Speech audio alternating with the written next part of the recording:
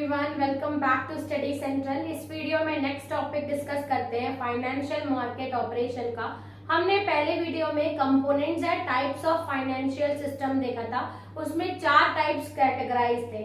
अब उन चारों टाइप्स को डिटेल में डिस्कस करेंगे। सबसे पहला जो मैंने टाइप लिया है वो है फाइनेंशियल इंस्टीट्यूशंस। इंस्टीट्यूशंस यानी कि एक प्रॉपर स्ट्रक्चर होते हैं, या तो वो गवर्नमेंट के द्वारा बनाए गए हैं या वो प्राइवेट है, जो कि एक प्रॉपर लीगल वर्क करके लोन प्रोवाइड करता है, फाइनेंस प्रोवाइड करता है, तो उसको हम लोग इंस्टीट्यूशंस में बोलते हैं, यानी कि फाइनेंशियल इंस्टीट्यूशंस, अगर मनी के टर्म्स में डील कर रहे हैं तो अब फाइनेंशियल इंस्टीट्यूशंस में 4-5 टाइप की कैटेगरी आती है, banking, non banking, regulatory, development और अदर्स में। अब इनमें क्या क्या चीजें आती हैं या कौन कौन इसके अंदर आता है वो हम डिटेल में पढ़ेंगे। अगर आपका 8 मार्क्स का क्वेश्चन होगा तो आप इस तरीके से एक्सप्लेन करके फुल मार्क्स ले सकते हैं।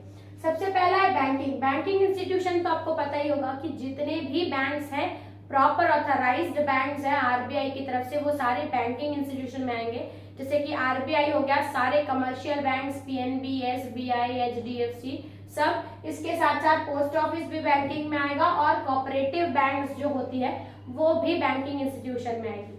फिर बात करते हैं नॉन बैंकिंग। नॉन बैंकिंग यानी कि बैंक्स नहीं है, लेकिन एक्चुअल में आपकी सेविंग्स या फाइनेंस में हेल्प करती है।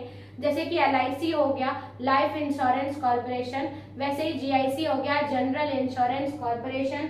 म्यूचुअल फंड्स भी आपके नॉन बैंकिंग में आते हैं। फिर स्मॉल स्केल सेविंग ऑर्गेनाइजेशन या जो चिट फंड होते हैं, ये सारे आपके किसमें आएंगे? नॉन बैंकिंग, क्योंकि ये प्रॉपर लीगल टर्म्स में काम नहीं करते, इसलिए इनको नॉन बैंकिंग में लिया, बैंक्स अलग हो जाती है।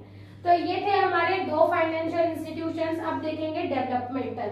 डेवलपमेंट फाइनेंशियल इंस्टीट्यूशन वो होते हैं जो कि एक प्रॉपर एरिया के डेवलपमेंट के लिए सेटअप किए गए हैं। जैसे कि अगर मैं पावर डेवलपमेंट के लिए खोल रही हूँ तो पावर डेवलपमेंट जो कॉर्पोरेशन होगा वो सिर्फ पावर वाली कंपनीज को ही लोन प्रोवाइड करेगा। अगर टूरिज्म का है, होटल का है, तो वो सब ऐसे इंस्टीट्यूशंस होते हैं जो कि उसके सेक्टर के एरिया को ही फाइनेंस प्रोवाइड करते हैं। तो डेवलपमेंट करने के लिए, उस पर्टिकुलर फील्ड का डेवलपमेंट करने के लिए ये डेवलपमेंटल बैंक्स आती हैं। जैसे कि नाबार्ड अगर बोले तो नेशनल रूरल डेवलपमेंट, जो एग्रीकल्चर डेवलपमेंट आता है, नाबार्ड नेशनल एग्रीकल्चर बैंक, ऐसे करके इसका कोई फुल फॉर्म है, वो आप देख लीजिएगा। यानी कि ये सिर्फ बैंक्स के एग्रीकल्चर के डेवलपमेंट के लिए काम करती है।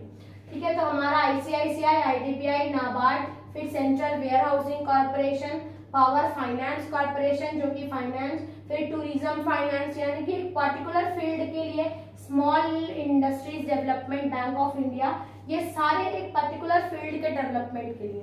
फिर आता